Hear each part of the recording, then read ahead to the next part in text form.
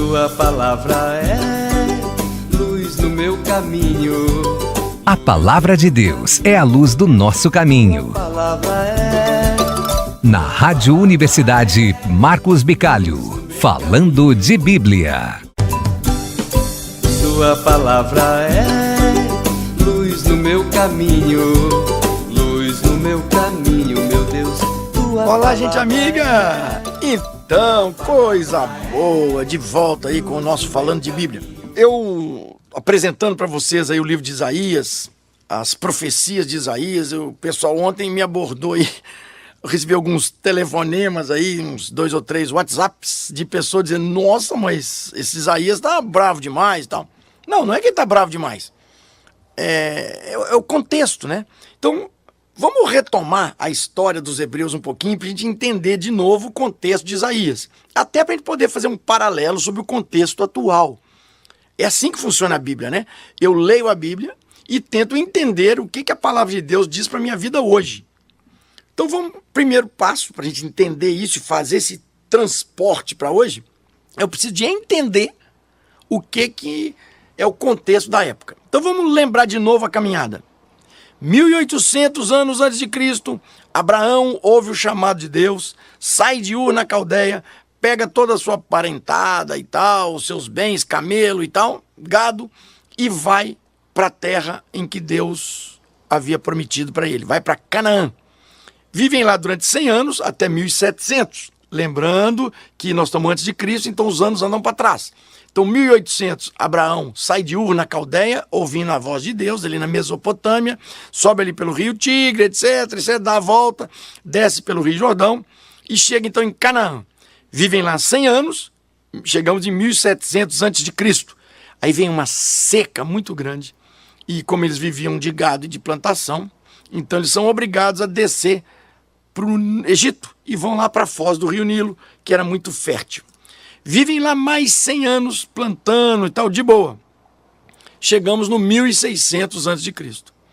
Aí o faraó precisa de mão de obra para suas construções, suas pirâmides, portos, cidades, e escraviza os hebreus. E eles ficam escravos lá no Egito por 400 anos. Chegamos aí por volta do ano 1200, 1250 a.C. Aparece Moisés, faz a retirada do povo, andam 40 anos no deserto, já lembrei aqui que são 40 anos figurativos, andam 40 anos pelo deserto, e por volta aí de 1200, chegam de volta em Canaã, terra prometida, que obviamente está ocupada por outros povos. Então, Moisés morre bem na entrada, Josué assume o comando das 12 tribos de Israel e ocupa a terra. Tá, todos os povos vizinhos tinham reis que governavam. Mas os hebreus não queriam ter reis, porque rei para ele era só Javé, só Deus. Então eles instituem os juízes, que não tinham o poder de um rei, mas que eram pessoas sábias que resolviam os problemas entre as tribos, alguns problemas de lutas externas com vizinhos, etc. E os juízes, então, esse período de governo pelos juízes acontece do ano 1200 até o ano 1030. Aí eles não conseguem manter esse estilo de governo, porque os vizinhos começam a retomar os seus territórios nas guerras e eles precisam, então, de uma liderança unificada.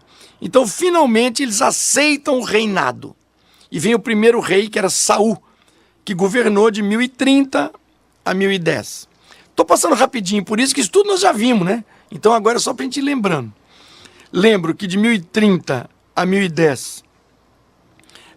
o governo do Saul, só 20 anos, para eles 40 é o número do completo, da geração inteira, significa que como Saul governou só 20 anos, que foi um governozinho, um impériozinho meia boca, né? Que Saul foi um reizinho de segunda categoria. Com a morte de Saul, assume Davi, que aí sim, governa de 1010 a 970, 40 anos. Depois do rei Davi, Salomão, de 970 até 930, mais 40 anos. E aí no governo de Davi começam os primeiros escritos da Bíblia, lá no templo, né, com os salmos, mas a escrita mesmo, intencional, com vontade de fazer uma história, é só no governo do Salomão. Muito bem, e aí Com a morte de Salomão, o império racha no meio. Reino do Norte e Reino do Sul. O Reino do Norte durou aí do ano de 931, né, a morte de Salomão, até 721. Então, e o Reino do Sul não, e foram invadidos, tomados pelos assírios, e o Reino do Sul não. O Reino do Sul durou bem mais. Então nós estamos aqui discutindo exatamente o Reino do Sul. Só para lembrar, lá no Reino do Norte, falamos dos grandes profetas Elias, Eliseu, Amós, né? Lembram disso? E aí, enquanto lá no Reino do Norte, a sucessão dos reis, né? A sucessão dinástica, fora mesmo da linha do Davi, mas continua com a opressão, os pobres sempre se dando mal, os reis vivendo na opulência e tal. No Sul, a mesma coisa. Então, do mesmo jeito que apareceram reis no Reino do Norte e profetas se colocando contrário a esses reis, no Reino do Sul, mesma coisa. Então, quando nós entramos no Isaías, nós estamos dizendo disso.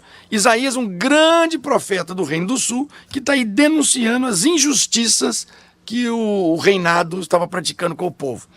E ontem nós trabalhamos um pouquinho sobre a hipocrisia religiosa. E hoje nós vamos rapidamente começar uma discussão, que vai hoje e amanhã, sobre ele falando um pouco das injustiças sociais. Para isso, então, abre sua Bíblia aí no profeta Isaías, no capítulo 3, Isaías, capítulo 3, versículos, pode ser 12 até 15. 12 até 15. Abriu? Abre sua Bíblia, profeta Isaías, capítulo 3, versículos 12 a 15. Vamos começar. Ao meu povo é um moleque quem governa. Seus senhores são mulheres. Povo meu, os que te conduzem te desviam, embaralham o caminho dos teus passos. O Senhor se posiciona para denunciar, fica de pé para julgar os povos. O Senhor faz essa denúncia contra os anciãos e chefes dos povos. Fostes vós que devorastes a vinha.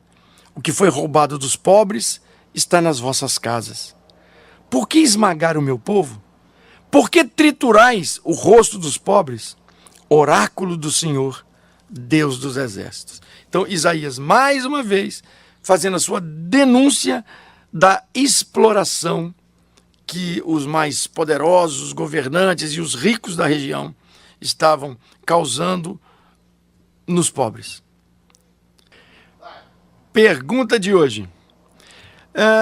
No livro do profeta Isaías, capítulo 3, onde vocês estão aí trabalhando e lendo, no versículo 17, tem uma praga, uma punição que Isaías diz, uma punição do Senhor Deus para com as mulheres frívolas de Jerusalém.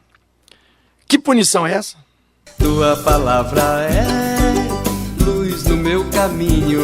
Falando de Bíblia, com Marcos Bicalho. Para participar da promoção, responda a pergunta através do WhatsApp 984 13 54 73. 984 13 5473. Não esqueça de colocar seu nome completo e o número do CPF. No próximo sábado, às 9h30 da manhã, na programação da RU, vamos saber quem ganhou o Vale Compras no valor de R$ 250.